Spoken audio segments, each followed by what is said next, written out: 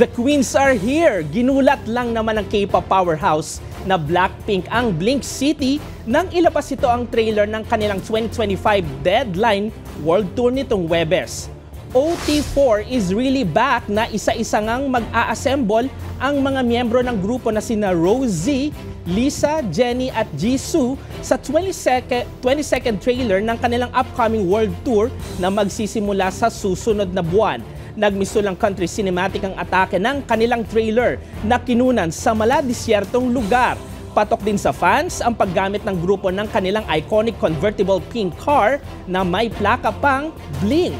Sa kasalukuyan, nasa 16 na bansa na ang pagdarausan ng much-anticipated world tour ng grupo mula sa Amerika, Europe at Asia. Inaasahan na madaragdagan pa ang mga ito sa mga susunod na buwan.